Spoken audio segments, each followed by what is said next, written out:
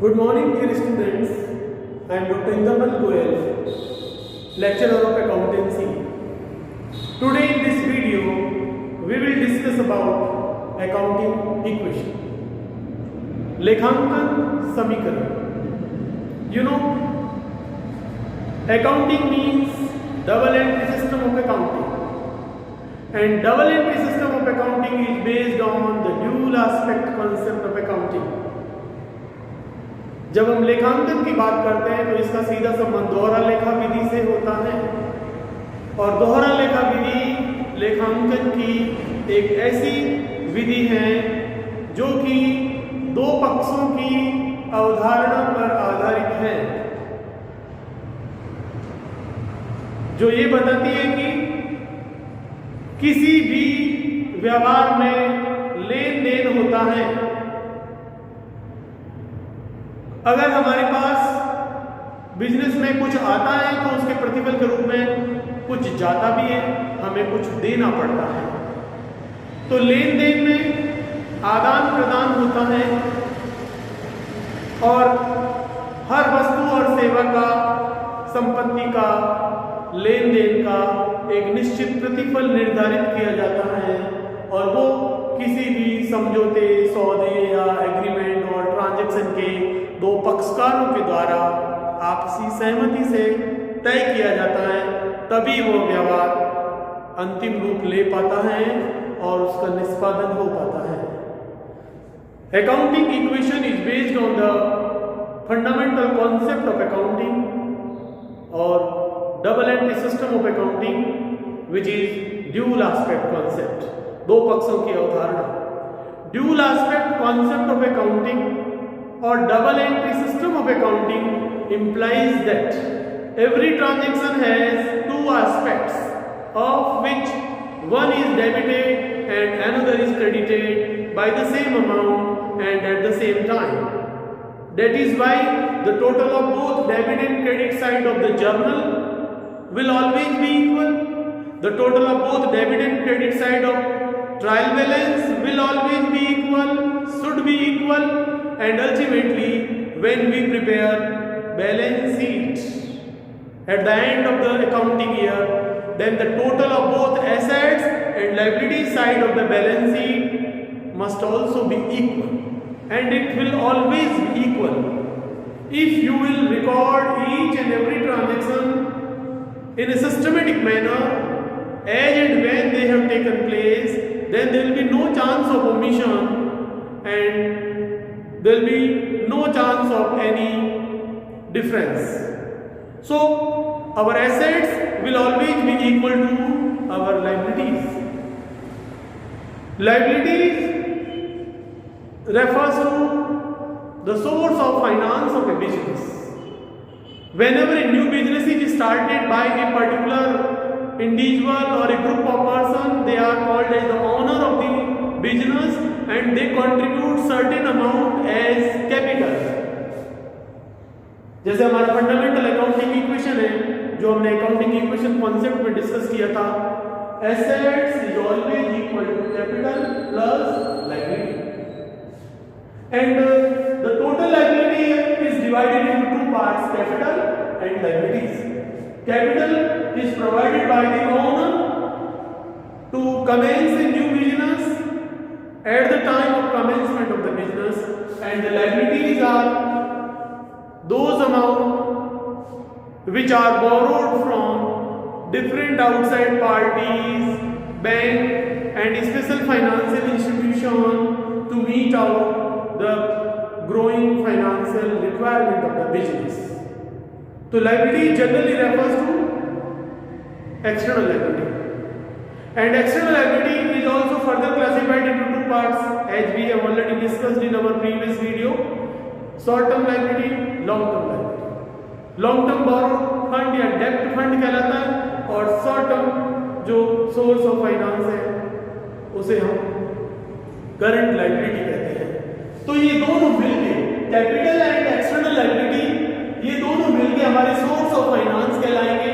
हमारे पास बिजनेस में चलाने के लिए रुपए कहां से आए हैं, ये हमारे सोर्स ऑफ फाइनेंस है.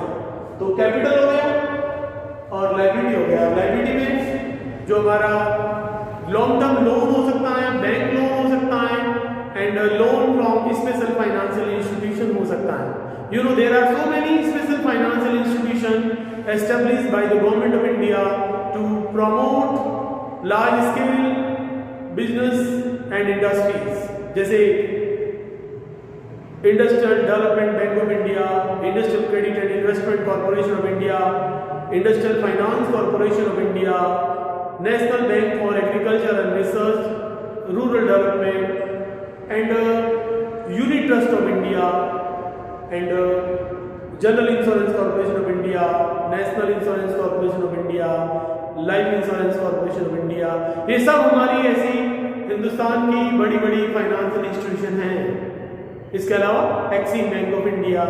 तो ये जो बड़े बड़े बैंक हैं, विशिष्ट वित्तीय संस्थाएं जो विशिष्ट कार्यों के लिए विशिष्ट प्रकृति के बड़े अमाउंट के लोन देती हैं। एक और बैंक है industrial reconstruction bank of India, IRBI, which provide financial assistance for the revival of the sick industries of India। जो भारत में सिक इंडस्ट्री है, बीमार उद्योग है, उनको रिवाइवल करने के लिए, रीस्ट्रक्चरिंग के लिए जो लोन देती है, फाइनेंस प्रोवाइड करती है IRBI, industrial reconstruction bank of India. तो ये जो हमारे सोर्स ऑफ फाइनेंस हो गए एक्सटर्नल। और इसके अलावा जो सोर्स ऑफ फाइनेंस में मैंने बोला हमारा शॉर्ट टर्म सोर्स भी होते हैं, वो इंटरनल सोर्स होते हैं। उसमें एक बिजनेस के सभी creditors, bill payable, bank overdraft, discounted bill, outstanding expenses, income received in advance from the customer, advance और लोन फ्रॉम द पार्टनर और बिजनेसमैन हो सकता है। इसके अलावा हमारे पास अब जो बिजनेस में ये सोर्सेज आए, जो फाइनेंस आया है, इसका हम कहाँ यूज करते हैं? Financial resources of the business organisation are use for business purpose. If your business require building, you have to purchase the building. The financial resources raised through capital and through borrowed fund is used for financing assets. And assets are basically two types: fixed assets and current assets. और एक व्यवसाय को चलाने के लिए हमारे पास विभिन्न प्रकार की संपत्तियों की जरूरत होती है, जैसे land and building, plant and machinery, furniture and fixture, motor car, live stock. ये हमारी कुछ फिक्स एसेट्स हैं जो लॉन्ग टर्म के लिए हमारे बिजनेस में यूज होती है। लेकिन जो हमारा मेन प्रोडक्ट है, जिसका हम परचेज करके सेल करते हैं या जिसकी हम मैन्युफैक्चरिंग करके फिर सेल करते हैं, तो वो हमारी कुछ करंट एसेट्स के पार्ट है, जिसमें स्टॉक हो गया, सन्डी डेटर्स जिनको हमने उधार माल बेचा है, वो हमें विद इन 2-3 मंथ पैसा देने का कमिटमेंट कर चुके हैं, बिल रिसीवेबल जो हमने उधार माल बेचा और कस्टमर ने हमको बिल एक्सेप्ट करके दिया है, bill receivable, cash at bank, cash in hand, prepaid expenses, हमारे एक्रूड इनकम जो हमने अर्न कर ली और अभी मिली नहीं है, ये हमारी करंट एसेट्स का पार्ट है। तो in accounting equation which is based on concept of duality, दो पक्षों की अवधारणा पर आधारित है। वो ये बताता है कि एक बिजनेस में जो एसेट्स हैं वो कभी भी कैपिटल और लायबिलिटी के अमाउंट से ज्यादा नहीं होगी। तो there are 3 major element of the balance sheet: assets and total liability. Total liability में 2 लायबिलिटी है, कैपिटल एंड आउटसाइड लायबिलिटी। तो कैपिटल है वो इंटरनल लायबिलिटी है, और बाकी लायबिलिटीज का मतलब एक्सटर्नल लायबिलिटीज से है, जो पैसा बिजनेस ने बाहर के लोगों से उधार लिया है, that is part of external liability. तो ये 3 एलिमेंट मिलकर ही हमारी बैलेंस शीट बनाते हैं। हमारा अकाउंटिंग का डबल एंट्री सिस्टम के अंतर्गत ये बेसिक इक्वेशन है, जिसे हम अकाउंटिंग इक्वेशन कहते हैं। और ये तीनों एलिमेंट ही हमारे हर ट्रांजैक्शन को अफेक्ट करते हैं। Whenever there will be a transaction in business organization, there will be some change in these 3 items. The change may be either increase or decrease, and it will always be equal. It will always put equal impact on asset side and liability side. Means after every transaction, our equation will agree. Both debit and credit side of accounting equation will always be equal. Means we will take into account various item of assets for preparing the accounting equation, and on another side capital and liabilities will be taken into account. So we will discuss how to prepare accounting equation with some example, but you know accounting equation consists of the three major elements: assets plus capital plus liability. यानी कि assets is equal to capital plus liability होता है, मतलब तीन element हैं और ये तीनों एलिमेंट से ही बैलेंस शीट बनती है, इसलिए हम अकाउंटिंग इक्वेशन को बैलेंस शीट इक्वेशन भी कहते हैं। तो ये अकाउंटिंग इक्वेशन कॉन्सेप्ट को समझने से पहले मैंने एक वीडियो में बेसिक कॉन्सेप्ट ऑफ अकाउंटिंग बताया था, उसमें हमने double entry system of accounting या dual aspect concept of accounting को बताया था। उसमें फिर हमने एक अकाउंटिंग इक्वेशन कॉन्सेप्ट को भी किया था, जिसमें हमने इस अकाउंटिंग इक्वेशन के बारे में डिटेल में समझाया था। और अब प्रैक्टिकली अकाउंटिंग इक्वेशन कैसे बनाई जाए, what are various transactions in business. अभी जो मैं अकाउंटिंग इक्वेशन का प्रॉब्लम जो सॉल्व करूंगा उसमें वो विदाउट एडजस्टमेंट वाली होगी, क्योंकि अकाउंटिंग इक्वेशन में हमारे कुछ एडजस्टमेंट भी आते हैं, प्रीपेड, आउटस्टैंडिंग, एक्रूड और अनअर्न्ड, या डेप्रिसिएशन या बैड डेट्स, तो वो एक अलग वीडियो के माध्यम से मैं आपको समझाऊंगा। In this video I will take into account some of the business transaction without considering any adjustment, क्योंकि for preparation of accounting equation with adjustment I will have to first explain about all adjustment, their impact on various items, then only you will be able to understand. So this is the video for accounting equation part 1, in which there will be no adjustment, and later on I will arrange one more video, accounting equation part 2, that will consist of our adjustment. And before preparing the second video on accounting equation with adjustment, I will explain you adjustment entries, impact of adjustment on various items of assets and liability, so that you will be able to understand accounting equation with adjustment. So I will try to explain in more simplest form so that a student of ordinary prudence can easily understand.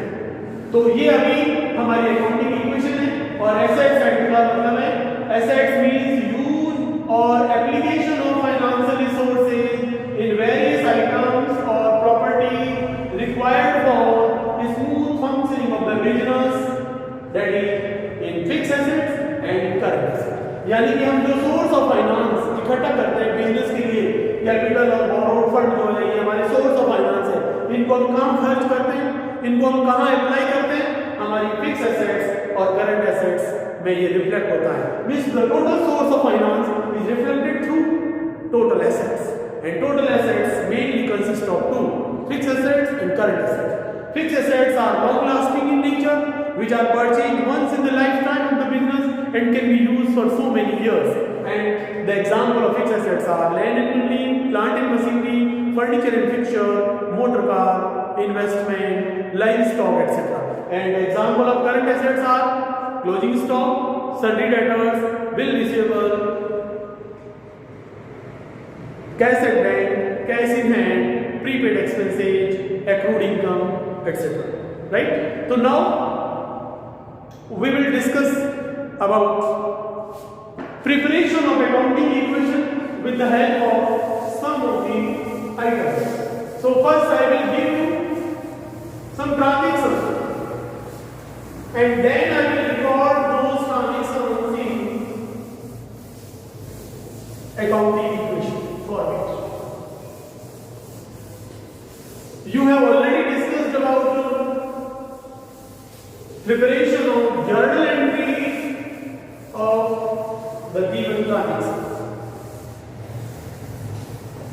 For preparation of accounting equation, you must have knowledge of the types of accounts, the nature of accounts,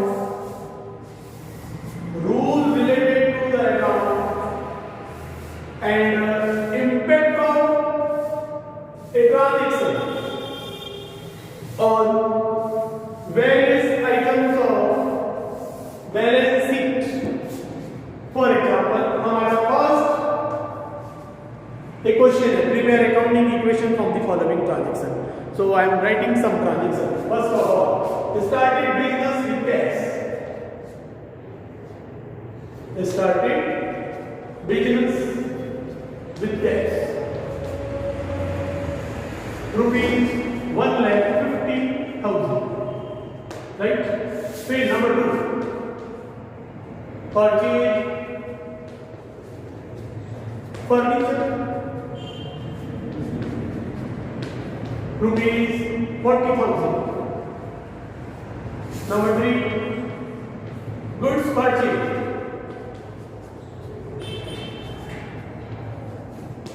Rupees 80,000. Number 4. Goods purchased from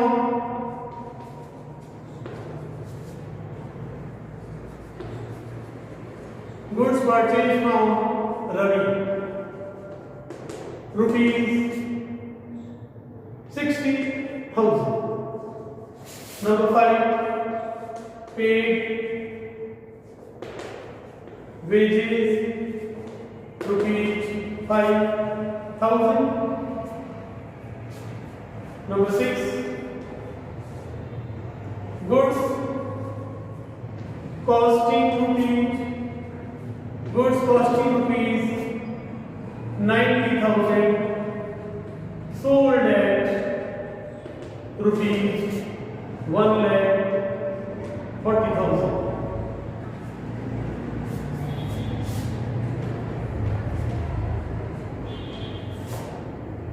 Next है received commission rupees 80,000. ठीक है, तो हम ये 7 transaction ले रहे हैं और इनका मुझे अकाउंटिंग इक्वेशन बनानी है. How these item will have effect on various item of accounting equation. One more transaction I would like to say, that is goods purchased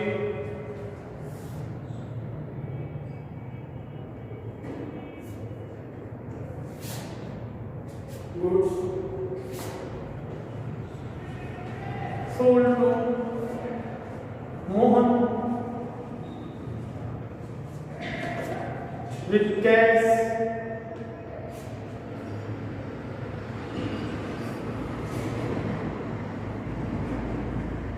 rupees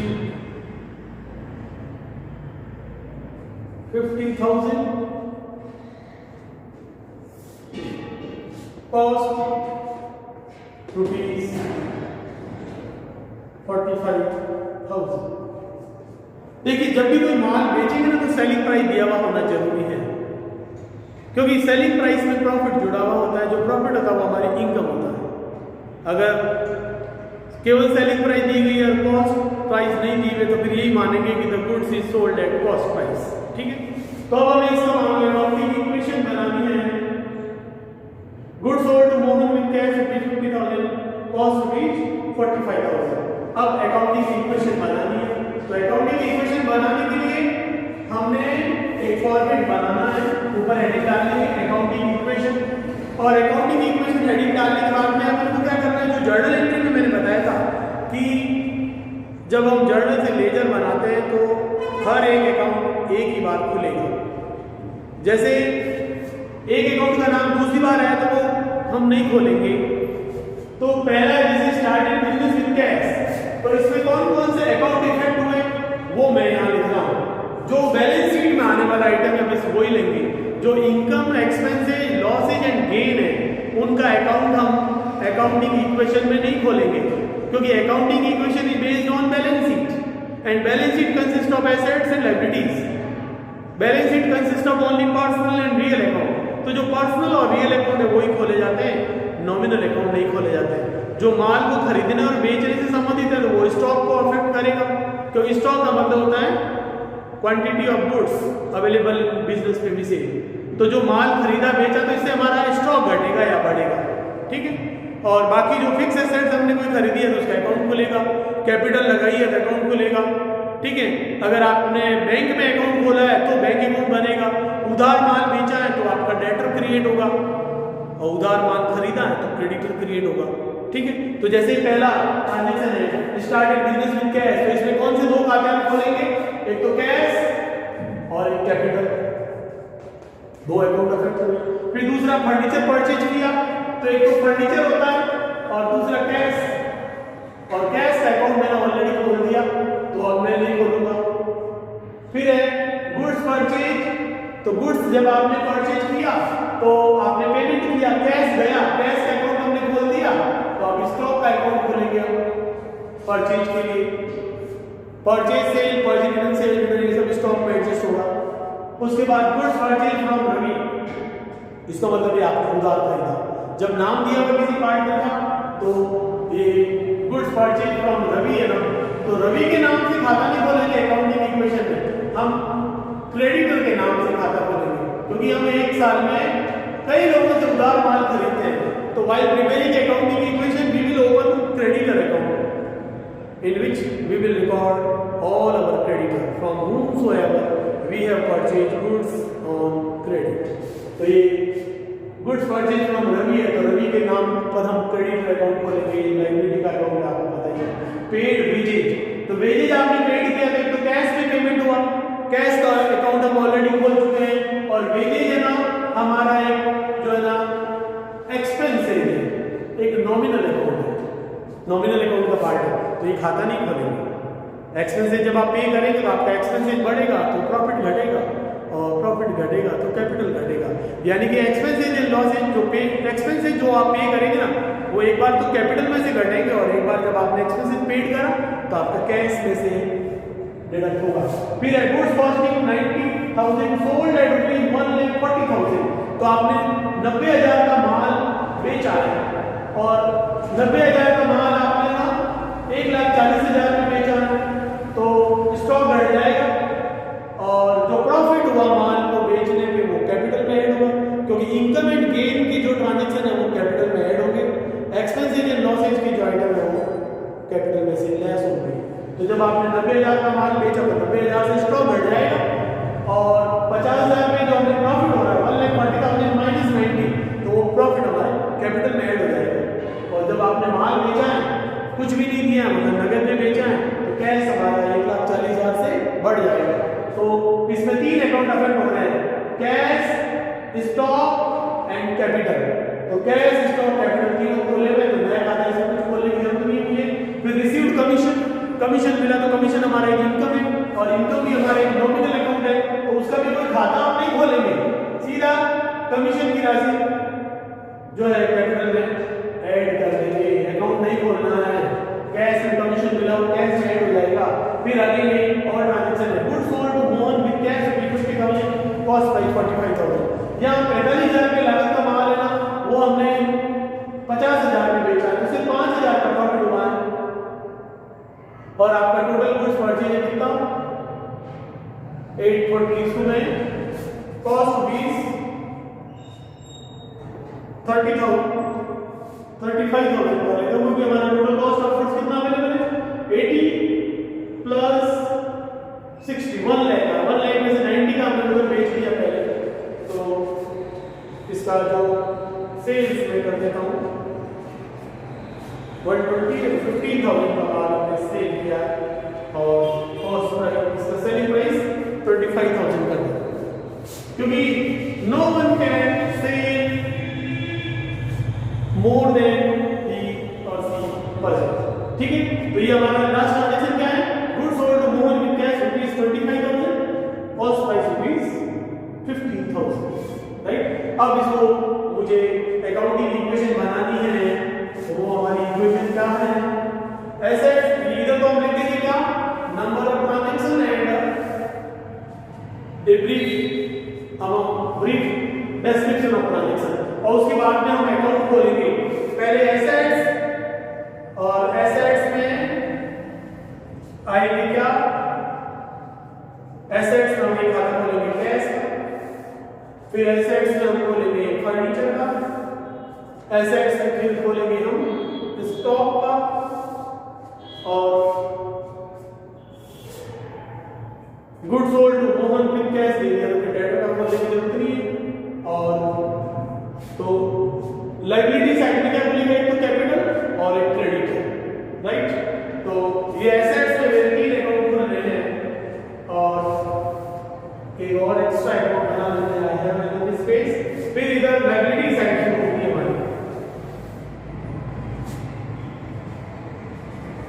liabilities में हम एक अकाउंट बनाएंगे कैपिटल का, दूसरा बनाएंगे क्रेडिटर का, आगे और भी बिल पेबल, बैंक लोन, जो जो ट्रांजैक्शन आए आप उसको बना सकते हैं। अब मैं ट्रांजैक्शन को अकाउंटिंग इक्वेशन में लिख रहा हूं। पहला स्टार्ट बिजनेस विद कैश, तो ये अकाउंट है मेरा कैश, ये फर्नीचर,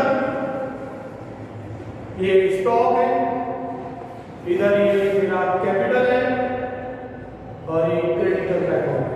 पहला transaction start business with cash, तो मैं यहां लिखूंगा सीरियल नंबर 1, ये पर्टिकुलर है जिसमें मेरा ट्रांजैक्शन का डेस्टिनेशन है स्टार्ट बिजनेस, तो आप लिख सकते हैं स्टार्ट बिजनेस विद कैश। तो 1,50,000 देखो कैश आया है और इससे हमारी कैपिटल भी 1,50,000 हो गई है और इसके अलावा कुछ नहीं। तो अब ये ट्रांजैक्शन मैंने लिख दिया, एसेट्स में आया कैश, लायबिलिटी साइड में आया कैपिटल, ठीक है। और इसके बाद में आप जो ट्रांजैक्शन लिखा है ना उसके नीचे आप लाइन खींच लेंगे और ये हमारा जो है इज इक्वल टू बना देता हूं, assets is equal to liability होगा। तो पहले आपको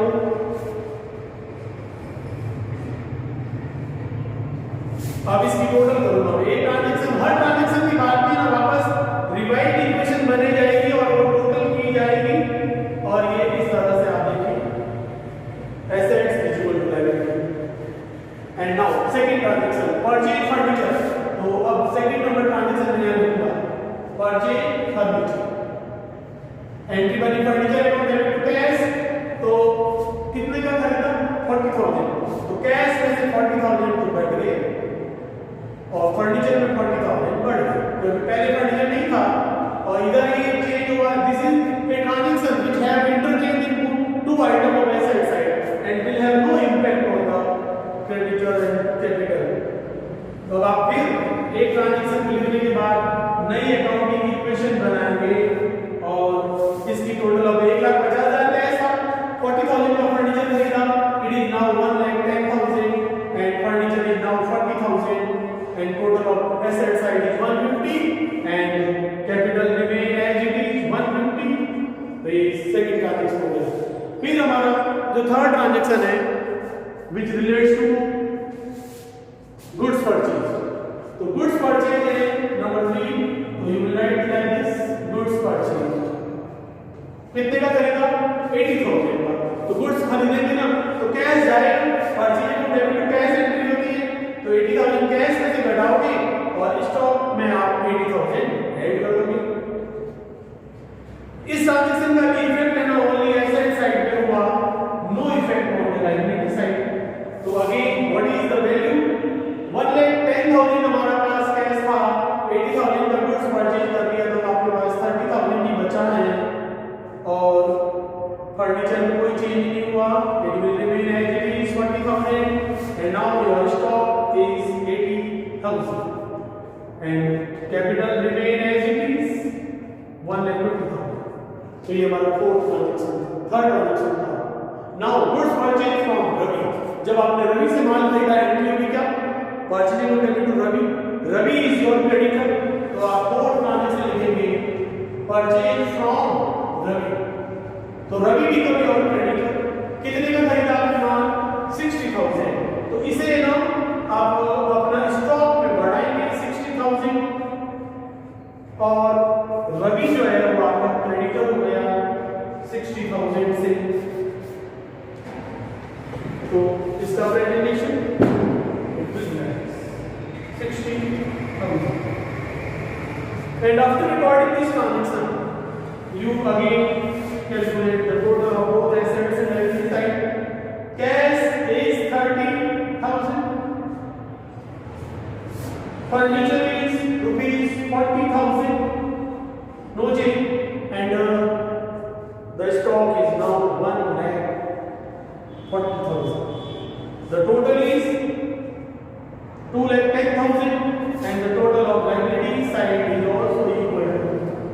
2,10,000. 1,50,000 plus 60,000 is equal to 2,10,000. Now see transaction number 5. Fifth transaction है paid wages rupees 5,000. एंट्री होगी wages को डेबिट टू कैश, कैश जाएगा और wages आपका एक्सपेंसेस है तो उससे हमारी कैपिटल घटेगी. तो paid wages you will write like this. Paid wages rupees 5,000 तो 5,000 पे कैश में से घट जाएगा और वेजेज आपका एक्सपेंसेस है इसलिए कैपिटल में से घटाएंगे. एक्सपेंसेस एंड लॉसेज का हमेशा कैपिटल में से घटाना है.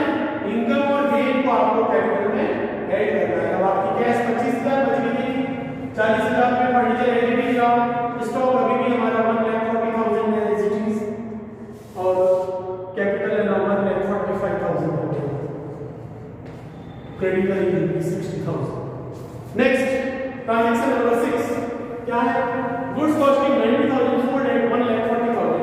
जो मैं आपको पहले ही बता चुका हूं. गुड्स सोल्ड 90,000 का माल आपने बेचा है तो स्टॉक में से तो 90,000 घट जाएगा और जब आपने इसको 1,40,000 में बेचा है तो 1,40,000 आपकी कैश बढ़ जाएगी और 50,000 का जो प्रॉफिट हुआ इससे हमारी कैपिटल बढ़ जाएगी.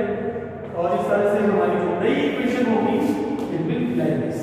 अब हर इक्वेशन के बाद में यहाँ आप ये लिखेंगे न्यू इक्वेशन के लिए इज इक्वल टू का साइन बना देना.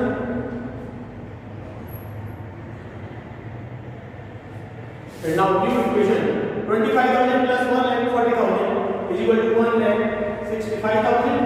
फिर आपका ये 40,000 का furniture and it is now 140 minus 90 is equal to 50,000.